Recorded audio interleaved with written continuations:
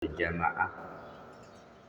Kita melanjutkan dengan zikir dan kita melanjutkan dengan majelis ilmu. Kita mengkaji tafsir Al-Qur'anul Karim. Satu nikmat besar yang harus kita syukuri dengan hendaknya kita mengucapkan Alhamdulillahirabbil alamin. Di dalam Sahih Muslim itu diriwayatkan Rasulullah pernah bersabda, Ahabbul a'mali indallahi adwamuha wa in qalla. Amal yang paling dicintai Allah itu adalah amal yang mudawamah, yang istiqomah, yang kontinu, meskipun kecil. Selama kita memiliki amal yang istiqomah, meskipun kecil, amal ini menjadi amal yang paling dicintai Allah Subhanahu wa ta'ala. Katakanlah kita setiap hari Jumat subuh kita mengkaji tafsir Al-Quran seperti ini. Dalam satu pertemuan kita membahas satu ayat, dua ayat. Tapi dengan kita istiqomah, maka ini menjadi amal yang paling dicintai Allah Subhanahu wa ta'ala. Di akhirat itu orang akan dikumpulkan sesuai dengan golongan masing-masing. Orang yang dia ahli sodako, maka nanti digolongkan dengan golongan ahli sodako. Orang yang dia terbiasa puasa, maka akan digolongkan ahli puasa. Syarat untuk masuk golongan itu orangnya itu istiqomah. Kalau kita ini senantiasa dzikir, di akhirat akan digolongkan ahli dzikir. Kalau kita itu istiqomah mengkaji Al-Quran, di akhirat pun kita akan digolongkan min ahlil Quran. Makanya semoga kita mengkaji tafsir seperti ini, oleh Allah kita semuanya diberikan istiqomah. Amin ya robbal alamin. Kedua kalinya sholawat serta salam semoga tetap tercurahkan terhadap junjungan kita Nabi besar Muhammad sallallahu alaihi wasallam. Jadi Rasulullah itu sebagai suri teladan atau panutan itu tetap harus dikaji dari sisi ilmu. Sederhananya begini, ulama madhab Syafi'i itu ya tahu ada hadis Nabi bahwa Rasulullah itu ketika beliau mau sholat, Nabi itu pernah mencium salah satu istrinya. Jadi Sayyidah Aisyah itu beliau pernah bercerita, Nabi ketika beliau mau sholat, Nabi itu sebelumnya mencium istrinya dulu. Habis itu Nabi sholat di masjid. Dan Nabi langsung sholat tidak wudhu. Jelas ya? Apakah ulama madhab Syafi'i tahu hadis ini? Tahu. Tapi kenapa di madhab Syafi'i ada aturan kalau seorang suami dia punya wudhu dan menyentuh istrinya, maka wudhunya batal? Saya ulangi. Kenapa di madhab Syafi'i menyatakan bahwa ketika seorang suami punya wudhu dan dia bersentuhan dengan istrinya, wudhunya tetap batal? Emang nggak tahu hadis tentang Nabi Muhammad itu? Para ulama itu tahu. Cuma dalam konteks usul fikih, tidak semua yang dilakukan Nabi itu menjadi syariat untuk umat. Dalam pandangan ulama madhab Syafi'i, kaitan dengan hal tersebut itu adalah hak khusus Nabi Muhammad sallallahu alaihi wasallam. Di mana untuk Nabi Allah memberikan hak istimewa yang itu berbeda dengan umatnya. Ada satu perkara kita harus sama dengan Nabi. Contoh, Nabi sholat subuh 2 rakaat, kita juga harus sama, nggak boleh beda. Rasulullah beliau puasa Ramadan, kita harus sama, nggak boleh beda. Tapi ada juga yang kita itu nggak boleh sama dengan Nabi. Karena Allah memberikan hak khusus kepada Nabi, tidak kepada kita. Contoh, Rasulullah itu beliau biasa puasa wisol. Puasa wisol itu umpamanya kemarin puasa, mulai maghrib kemarin sampai subuh ini nggak batal. Nggak makan, nggak minum.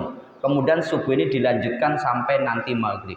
Itu namanya puasa wisol. Untuk kita umatnya haram.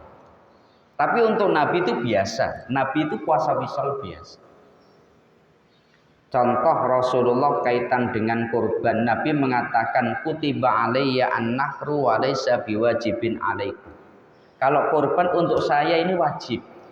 Tapi kalau untuk kalian tidak wajib, untuk umat sunnah, untuk Nabi tapi wajib. Contoh kaitan dengan istri. Yang ini menjadi pembahasan. Rasulullah itu istrinya berapa? 11. Saya ulangi ya, 11. Umatnya boleh nggak ikut-ikutan hal itu? Boleh, wah cocok nih. Umatnya tuh nggak boleh ngikut, Pak. Jadi Nabi itu beliau dulu pada masa Nabi ada banyak ketua suku, ketua kabilah yang masuk Islam. Mereka membawa istrinya, keluarganya. Ada namanya Ghailan, ada namanya Haris pada masa Nabi. Ketika mereka masuk Islam, Ghailan itu membawa 10 istrinya. Oleh Nabi langsung dikatakan, ceraikan semua istrimu, kalau ingin menyisakan maksimal 4. Haris pun sama. Padahal Rasulullah sendiri istrinya 11. Rasulullah ketika wafat meninggalkan 9 istri. Karena dari 11 yang 2 sudah wafat. Artinya untuk ini adalah hak khusus yang diberikan Allah hanya kepada Nabi. Umatnya nggak boleh ngikut. Jelas ya? Dalam konteks itu maka umatnya mana? Umatnya nggak memakai apa yang dilakukan Nabi maka menjadi syariat bagi umat enggak. Karena itu hak khusus yang diberikan Allah hanya kepada Nabi. Seperti itu pula lah menurut para ulama madhab Syafi'i kaitan dengan Rasulullah ketika mau sholat Nabi mencium istrinya. Itu adalah hak khusus yang diberikan Allah hanya kepada Nabi. Karena dalam penjelasan Sayyidah Aisyah, Nabi itu orang yang bisa mengendalikan hawa nafsunya. Beda dengan umatnya, sebelum sholat kok mencium istrinya, sholatnya nggak khusyuk ini. Kepikiran terus pasti. Maka dalam hal inilah ulama madhab Syafi'i mengatakan untuk Nabi beda, untuk umatnya dengan Allah menegaskan dengan aula mastumun nisa, selama kamu bersentuhan dengan perempuan yang bukan mahram maka wudhu kamu batal. Istri itu statusnya bukan mahram. Mahram itu siapa? Orang yang haram dinikah. Kalau menikah dengan mahram maka tidak sah. Contoh, saya menikah dengan perempuan yang mahram, umpamanya saudara saya, nggak sah. Kenapa? Mahram. Istri jelas bukan mahram, makanya pernikahannya sah. Dengan istri bukan mahram berarti bersentuhan batal. Nah, itu pandangan madhab Syafi'i. Dalam konteks inilah ulama menyatakan bahwa mengikuti Nabi Muhammad pun harus didasarkan ilmu. Untuk hal ini Nabi dengan umatnya beda. Untuk hal ini Nabi dan umatnya harus sama. Nah, ini penting sekali. Kenapa? Agar kita betul-betul dalam mengikuti Rasulullah sesuai dengan keilmuan yang benar. Hadirin hadirat yang kami muliakan dan dirahmati Allah Subhanahu wa taala. Kita melanjutkan pembahasan kita. Sekarang kita sampai dalam ayat 94 95 di dalam surat Al-Baqarah. Allah berfirman, Bismillahirrahmanirrahim. Qul in kanat lakumud darul akhiratu indallahi khalisatan min dunin nas fatamannawul mauta in kuntum shadiqin walay yatamannawhu abadan bima qaddamat aydihim wallahu alimun bil zalimin. Yang maknanya, Muhammad ucapkanlah kepada mereka orang-orang Yahudi, in kanat lakumud darul akhiratu indallahi khalisatan min dunin nas. Jika kalian menganggap bahwa akhirat, surga itu memang khusus untuk kalian di sisi Allah. Jadi kalian meyakini surga itu hanya untuk kalian, bukan untuk yang lain. Maka coba kalian inginkanlah kematian jika kalian benar. Kalian berani mati apa enggak? Kalau memang kalian merasa yakin dengan pendapat kalian surga hanya khusus untuk kelompok kalian, coba kalian pingin mati. Berani apa enggak? Walai yatamannauhu abadan bima qaddamat aidi. Dan sekali-kali mereka tidak akan menginginkan kematian itu selama-lamanya karena kesalahan yang telah diperbuat oleh tangan mereka sendiri. Wallahu alimum bidzalimin, dan Allah itu zat yang maha mengetahui pada orang-orang yang melakukan kezaliman atau aniaya. Kita akan membahas ayat ini bahwa ayat ini itu adalah ayat yang mengkonter, yang membantah pendapat orang-orang Yahudi.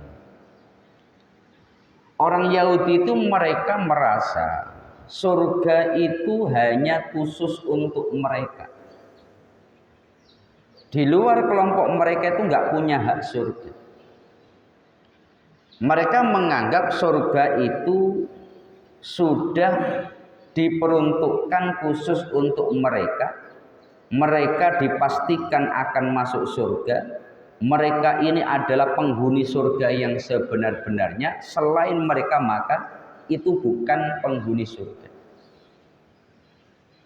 Di dalam Al-Quran itu mereka mengatakan, lan tamassanan naru illa ayyamam ma'dudah. Ketika mereka melakukan sebuah kemaksiatan, mereka itu yakin. Saya ulangi, mereka itu yakin. Statement mereka yakin. Kalau toh mereka masuk neraka itu hanya sebentar saja.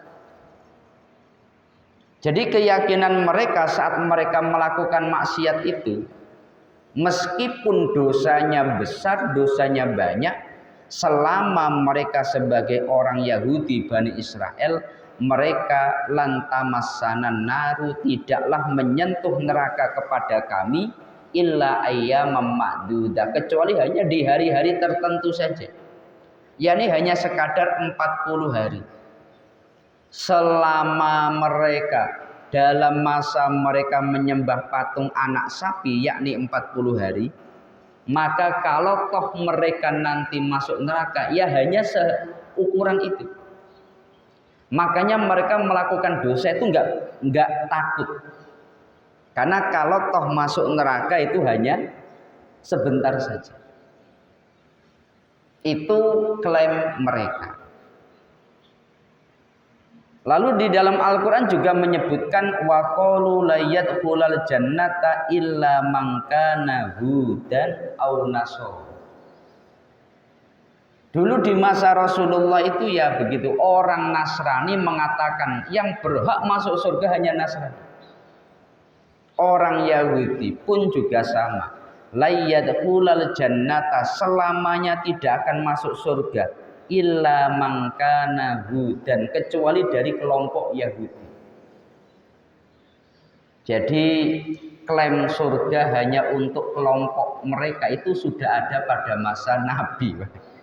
Enggak hanya sekarang saja. Sekarang kan ya ada orang yang dia mengatakan pokoknya yang masuk surga hanya dia. Di luar mereka maka enggak, umpamanya begitu. Padahal surga itu sangat luas. Orang Yahudi itu mereka mengklaim surga itu hanya untuk kelompoknya saja. Di luar kelompoknya enggak akan pernah masuk surga. La yadkhulal jannata itu memakai kata lan. Lan itu maknanya nafi ala ta'bid, menafikan selama-lamanya. Selamanya tidak akan masuk surga kecuali orang Yahudi atau orang Nasrani. La yadkhulal jannata illa man kana hudan aw nasara. Bahkan mereka itu mengatakan wa qalu nahnu abnaullahi wa ahibba'u. Kelompok kami itu adalah abnaullah, anak-anak Tuhan. Mengklaim mereka itu sebagai anak-anak Tuhan. Dan mengklaim sebagai kekasih Tuhan wa ahibba'u.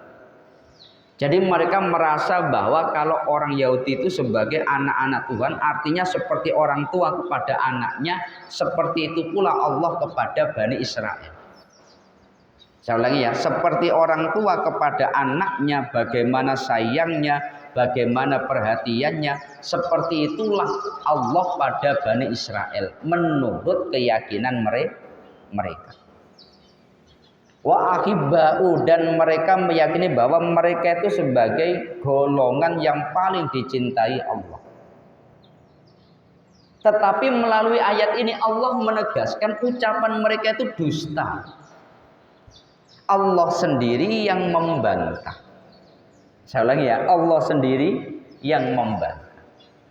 Al-Quran itu tidak diragukan adalah firman dari Allah. Mereka pun tidak bisa membantah Al-Quran bahwa Al-Quran sebagai wahyu. Mereka nggak bisa membantah. Karena memang Al-Quran itu mukjizat. Mukjizat itu nggak bisa dilawan. Artinya ketika di dalam Al-Quran itu ada ketentuan Allah, Allah menetapkan ABC. Itu memang betul-betul dari Allah. Nah, melalui ayat ini Allah sendiri yang membantah keyakinan mereka. Dengan Allah menegaskan, Muhammad katakan kepada mereka, kalau memang surga hanya khusus untuk mereka, bukan untuk yang lain, coba kamu berani mati apa enggak? Kalau memang kamu merasa surga khusus untuk kamu, kan tentu orang kalau memang dia sudah yakin surga khusus untuk dia, orang ini pasti malah akan merindukan kematian daripada hidup di dunia. Katakanlah di dunia ada sekian banyak masalah, ada sekian banyak kegagalan sebagainya, dan surga ini khusus untuk mereka.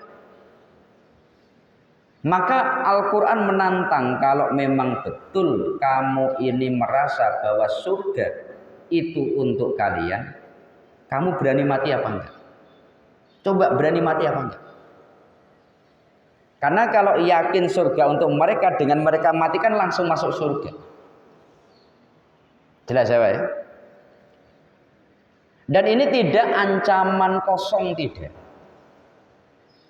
Di dalam hadis itu Nabi menegaskan, lau annal yahuda tamannawul mauta lamatu wara'au maqamahum minanna. Dalam banyak kitab tafsir diriwayatkan Nabi pernah bersabda, seandainya orang Yahudi ngomong saya berani mati, langsung oleh Allah dimatikan saat itu.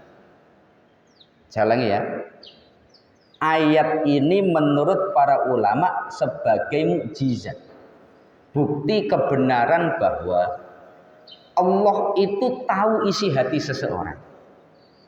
Al-Quran membuka isi hati seseorang. Nabi itu beliau menegaskan, lau annal yahuda tamannau al mauta. Seandainya orang Yahudi itu memang betul ingin mati, Artinya ketika mereka yakin surga untuk mereka dengan mati, maka mereka bisa langsung masuk surga. Mereka menginginkan kematian, lama tuh pasti langsung mati. Waro'au maqamahum minan nar, dan mereka akan lihat tempat mereka itu tidak di surga tapi di neraka. Jelas ya? Sekian banyak ulama tafsir menjadikan ayat ini sebagai bukti bahwa Al-Quran itu mukjizat. Apa yang ada di dalam Al-Quran itu memang tidak terbantahkan. Kenapa? Karena orang Yahudi itu sangat ingin menghancurkan Islam. Sangat ingin menunjukkan Al-Quran salah. Yang benar kitab mereka Taurat. Tapi mulai masa Nabi tidak ada satupun orang Yahudi yang datang menerima tantangan ini. Jadi para ulama di dalam riwayat itu tidak ada satupun, padahal Nabi itu tetangganya kan juga orang Yahudi. Banyak orang Yahudi di Madinah. Saya ulangi ya, banyak orang Yahudi di Madinah. Jadi awalnya itu kalau kita menelaah sejarah, Nabi datang ke Madinah. Di Madinah itu mayoritasnya malah orang Yahudi. Orang Arabnya cuma dua, Khazraj dan Aus. Orang Yahudinya malah banyak. Pada saat Rasulullah datang di Madinah, itu yang mereka dengan Nabi itu ya biasa. Perang dengan mereka itu dalam catatan sejarah tidak karena perbedaan keyakinan, bukan. Tapi karena orang Yahudi itu melanggar perjanjian. Jadi ketika Rasulullah datang, maka Nabi mengikat orang yang ada di Madinah dengan sukuful Madinah. Artinya perjanjian penduduk Madinah yang isinya semua orang Madinah wajib menjaga Madinah. Wajib bersatu padu untuk memperjuangkan Madinah.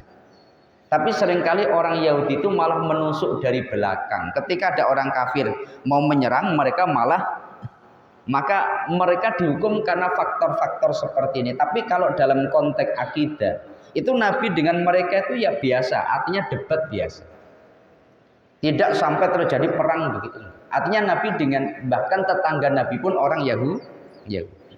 Aisyah pernah tanya Nabi, kita ini punya banyak makanan, kita kirim ke siapa? Pertama berikan ke tetangga kita yang Yahudi.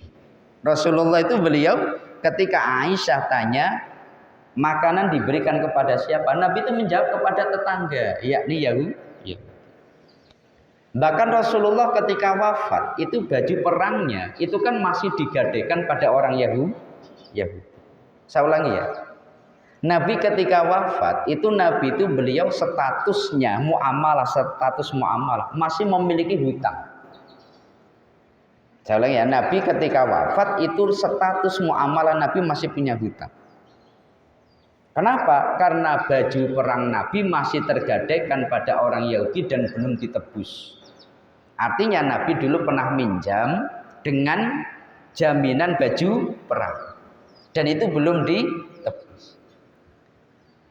Dan itu pada orang Yahudi, artinya hubungan Nabi dengan mereka itu ya sangat dekat karena ya bersosial sama ya, artinya seperti kita lah dengan lingkungan. Tetapi tidak ada satupun orang Yahudi itu yang menerima tantangan ini. Itu catatan daripada para ulama.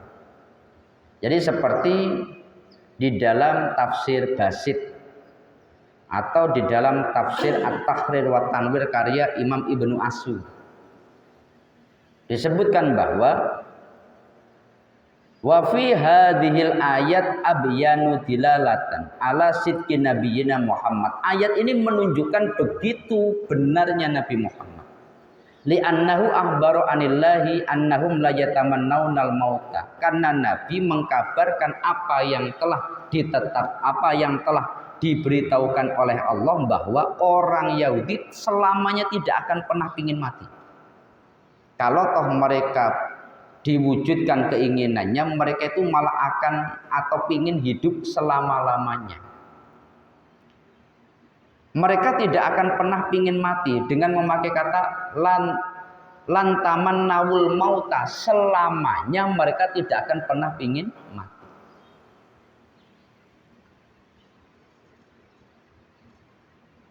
Itu tidak pernah di dalam catatan sejarah. Mereka datang kepada Nabi dan berkata, "Ya Muhammad, ana astahi al-mauta wa atmana." Muhammad, saya menerima tantangan itu, saya lebih baik matilah. Toh kalau toh mati langsung masuk surga. Itu enggak pernah. Mereka selalu menghindar kalau diberi. Kalau memang kamu merasa benar, kamu berani mati apa enggak? Mereka enggak pernah menerima tantangan. Kalau umat Islam kira-kira, wah sumpah mubahalah itu banyak.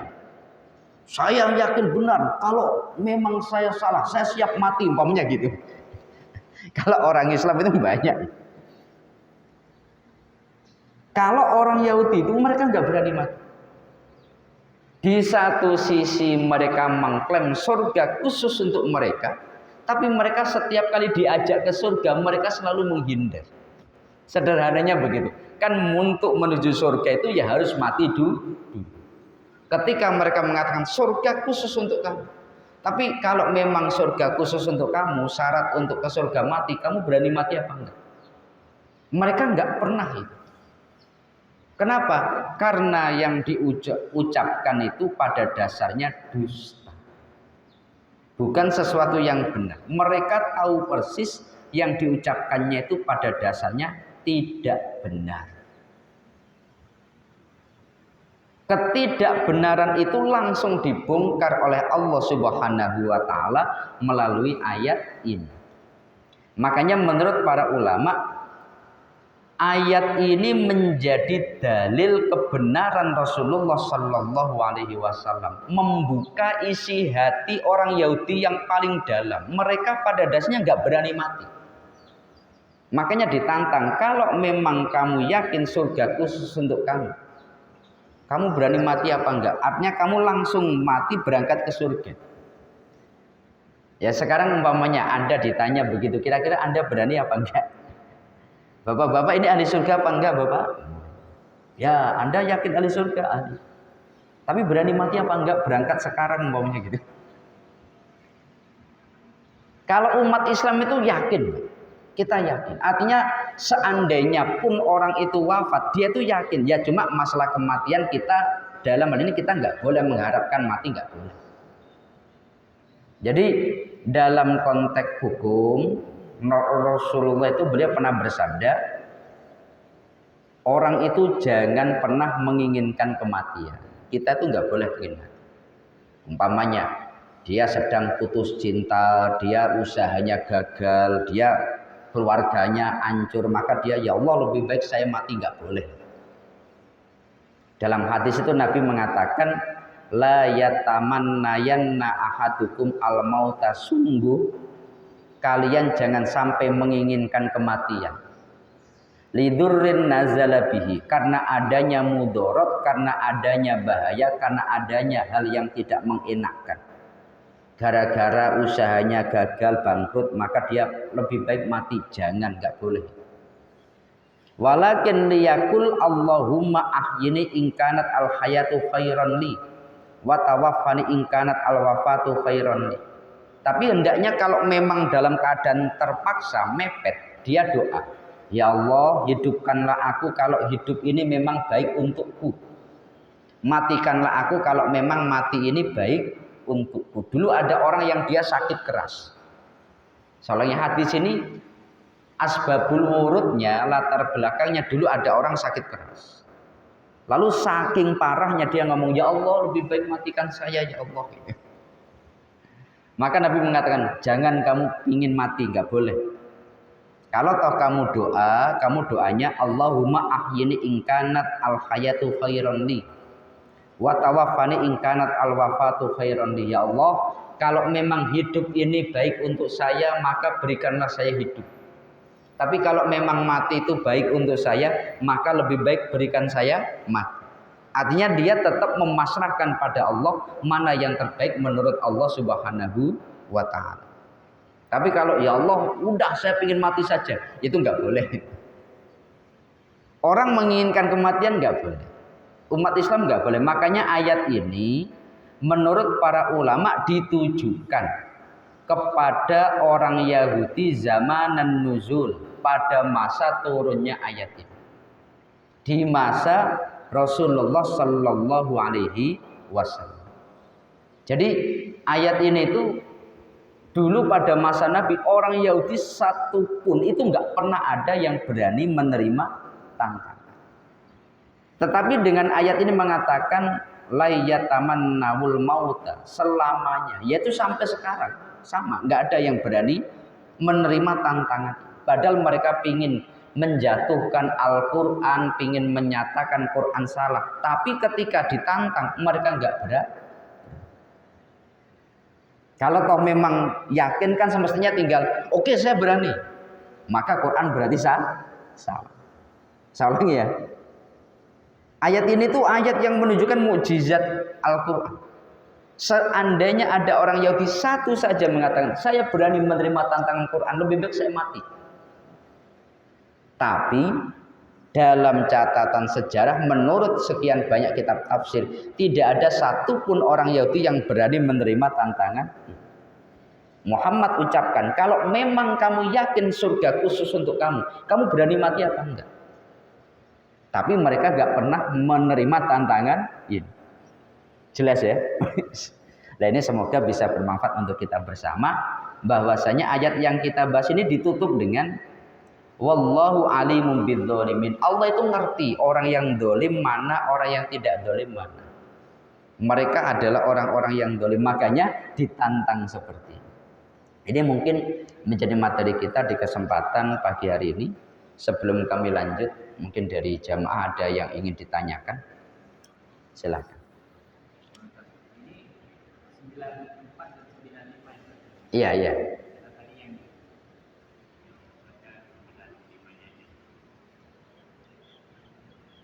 Sebenarnya kan yang bikin yang dipilih klaim surga itu milik mereka itu apakah ada doktrin seperti itu sampai sekarang mereka belum itu, tapi kenyataannya kan paradoks. Dia punya mereka tapi di luar sana nggak mau. Punya itu yang pertama. Yang kedua, tadi kan kalau ada yang memang berdoa minta mati gitu, tadi itu jatuh punya apa? Ya, apakah memang jatuh haraman atau gimana? Jadi itu pertanyaan yang bagus sekali. Saya memang meneliti itu, ya meneliti. Sebenarnya faktor utama orang Yahudi mereka sampai punya keyakinan seperti itu apa? Ada namanya kitab Tafsir Mafatihul Ghaib. Saya ulangi ya, ini saya menyampaikan referensinya di dalam kitab Tafsir Mafatihul Ghaib. Karya Imam Fakhruddin Ar-Razi. Tafsir itu disebut juga Tafsir Kabir. Beliau menjelaskan, i'tiqaduhum anna intisabahum ila akabiril anbiya alaihi salatu wassalam akni Yaqub, Ishaq, Ibrahim yukhallisuhum min iqabillahi ta'ala wa yuwassiluhum ila sawabihi. Jadi faktor utama itu karena mereka mengagungkan keturunan mereka. Mereka merasa sebagai keturunan daripada para nabi-nabi. Faktor utamanya. Jadi membanggakan nasabnya. Karena mereka merasa sebagai keturunan Nabi Yakub, Nabi Ishak, Nabi Ibrahim. Dengan merasa sebagai keturunan para nabi, pasti mereka tidak mendapatkan azab Allah dan pasti mereka akan sampai pada pahala atau surga. Faktor utamanya ini. Jelas ya? Karena merasa sebagai keturunan daripada pemilik, maka mereka itu merasa tidak mungkin masuk neraka. Jelas ya? Lalu karena merasa sebagai nasab inilah, summa innahum lihadil asya, karena faktor inilah adzamu sya'na anfusim, mereka itu mengagungkan diri mereka. Fakanu yaftakhiruna alal arab, mereka menganggap mereka lebih baik daripada orang Arab, daripada selain golongan mereka. Kamu ini orang Jawa, kamu ini orang Padang, kamu ini, selain kelompok mereka dianggap di bawah. Kenapa? Karena mereka sebagai keturunan mulia. Faktor inilah faktor utama. Kenapa mereka jadi sangat brutal, katakanlah. Karena merasa sebagai orang dalam. Tapi ketika ditantang nggak berani. Orang kalau membanggakan nasab ya kayak gitu. Ngomongnya sembarangan, tapi kalau ditantang nggak berani. Sekarang banyak orang yang membanggakan nasab, saya ini keturunan, umpamanya gitu. Saya keturunan Majapahit, saya keturunan, sudah. Kalau orang suka membanggakan nasabnya itu ya faktor konsekuensinya seperti itu. Merasa surga milik dia dan seterusnya. Dia merasa saya keturunan Nabi, kamu ini siapa? Oh, gitu. Itu faktor utama. Lah sekarang ini banyak umat Islam tapi juga punya penyakit seperti ini. Saya ulang ya, banyak umat Islam tapi punya penyakit merasa sebagai keturunan. Tapi ketika dicek ternyata enggak berani. Coba kamu berani tes DNA apa enggak? Enggak berani. Lah beneran ini. Coba kamu tes DNA, berani apa enggak? Enggak berani. Lah ini beneran ini.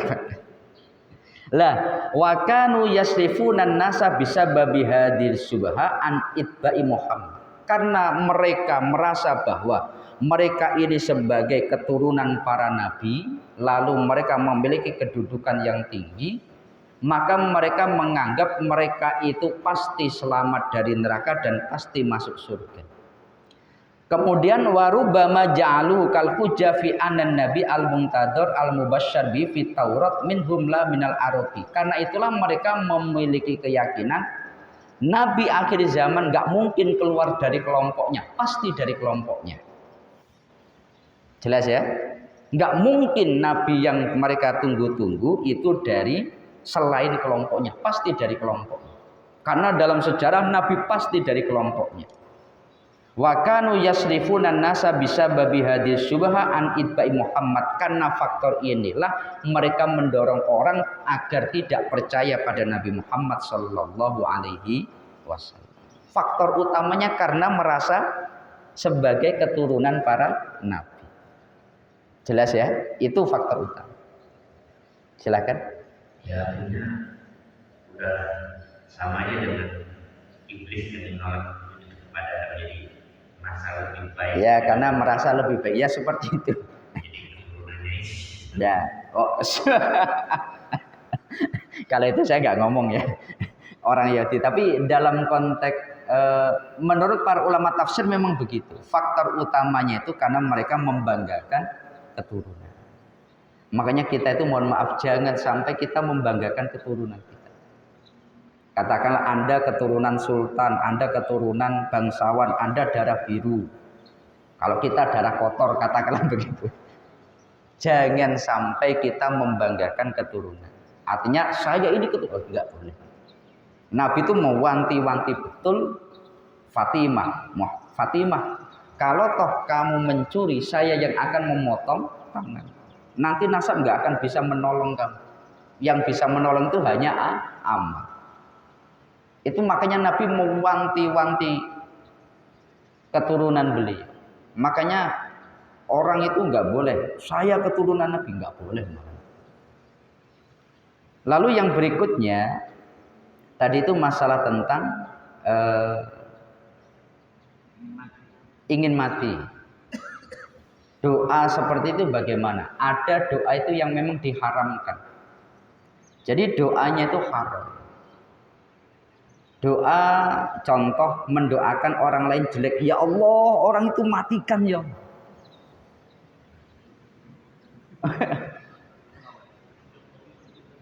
Ya beneran itu. Orang itu nggak boleh mendoakan jelek pada orang. Itu termasuk doa yang haram. Mendoakan jelek pada orang lain. Atau mendoakan jelek pada diri sendiri. Ya Allah, lebih baik matikan saya. Nggak boleh. Nabi melarang kamu jangan pernah memiliki keinginan untuk mati. Kalau toh sudah pada puncak daripada masalah, maka doanya, ya Allah, kalau memang hidup ini lebih baik untuk saya, berikanlah saya hidup. Tapi kalau memang mati lebih baik untuk saya, berikanlah saya mati. Dia bukan menginginkan kematian, tapi dia memasrahkan hidupnya pada Allah. Jelas ya? Loh, kalau itu memang diajari Nabi. Dulu ada orang sakit keras. Dia itu kemudian minta, ya Allah, kalau memang begini lebih baik matikan saya ya Allah. Maka Nabi mengajari, kamu jangan minta mati. Kalau toh pada puncak daripada masalah, maka lebih baik kamu, ya Allah, kalau memang hidup ini baik untuk saya, berikanlah saya hidup. Kalau mati ini lebih baik untuk saya, berikanlah saya mati. Jadi memasrahkan kepada Allah.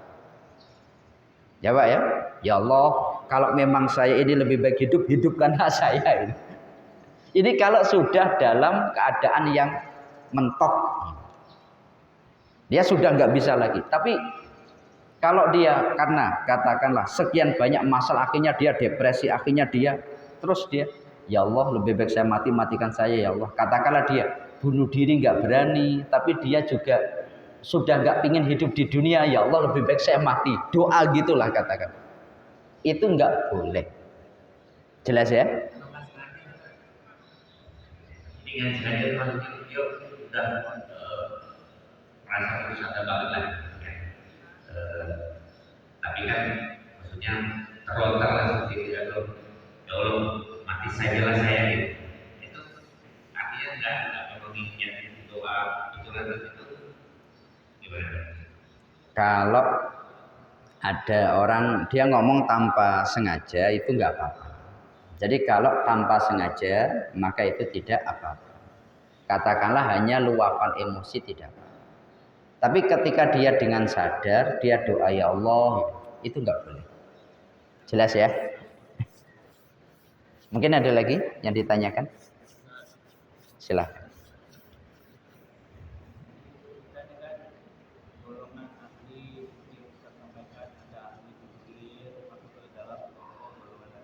Ya.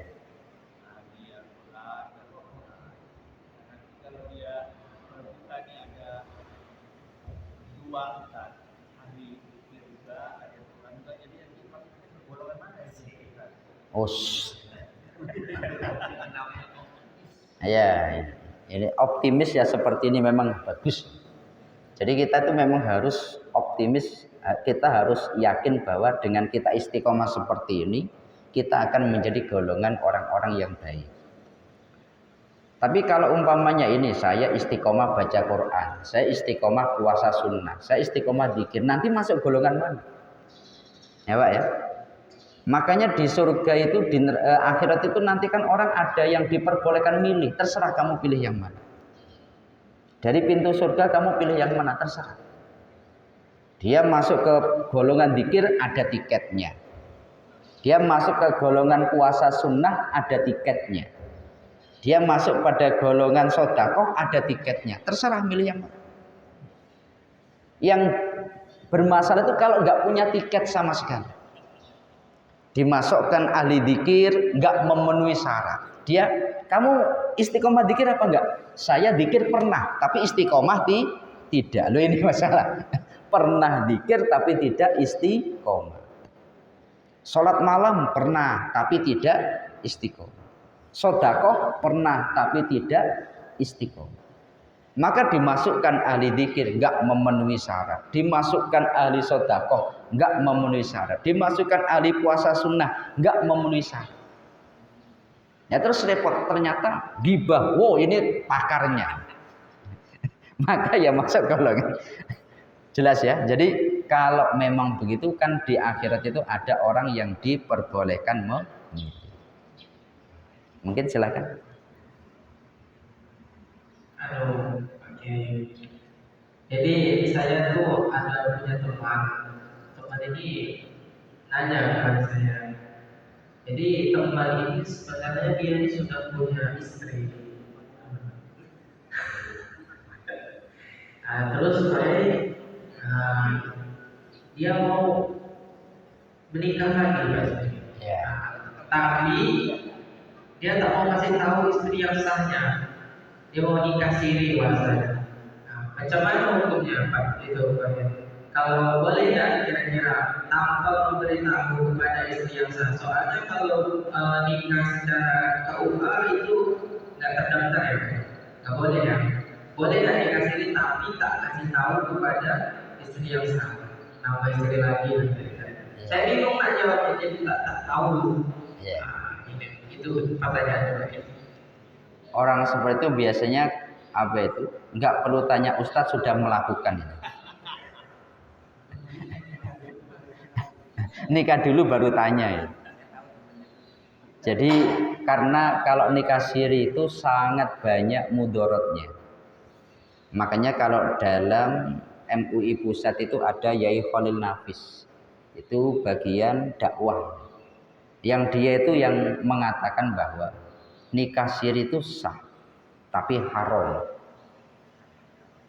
Kan ada perkara sah tapi haram. Jadi kalau dalam konteks akad itu ada sah halal, ada sah haram. Kenapa sah? Karena yang namanya nikah itu dalam syarat rukunnya nggak ada syarat harus izin istri, itu nggak ada. Yang penting wali, saksi, ijab qabul, seterusnya. Maka syarat rukun nikah terpenuhi, ya sah. Tapi dengan seperti itu ada kezaliman kepada istri, sedangkan di Al-Quran wa ashiruhunna bil ma'ruf. Itu jelas dolim kepada orang lain. Makanya sah tapi haram. Kayak ada orang sholat pakai baju curian. Sholat pakai baju curian. Apakah sholatnya sah? Sah. Karena dalam sholat itu nggak ada syarat harus baju sendiri. Yang penting bajunya suci. Kan gitu syarat sholat. Tapi ini milik orang lain, berarti dia dolim pada orang lain. Makanya kasus seperti ini bagaimana? Sholatnya sah tapi haram. Maka kalau seperti itu, sahnya sah, memang sah. Tapi jelas ya? Jangan-jangan Anda sendiri tak, bukan? Cukup ya? Jadi solusinya kayak mana tuh Pak? Solusinya. Biar dapat. Ya. Solusinya kan perintah Quran itu harus berbuat baik pada istri. Saya ulangi ya, berbuat baik pada istri. Istri yang pertama itu. Udah itu saja. Baru kalau dia membolehkan silahkan.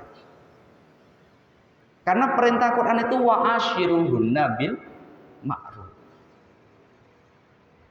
Saya ulangi ya, wa ashiruhunna bil ma'ruf. Insya Allah kalau seperti Rasulullah, nikah maharnya itu 400 dirham. Istrinya semua dikasih rumah, nafkahnya dijaga. Dia pingin nikah lagi, insya Allah setuju. Tapi kalau nafkahnya belum lancar, orangnya nggak adil, orangnya juga nggak baik, nikah lagi itu namanya buat masalah.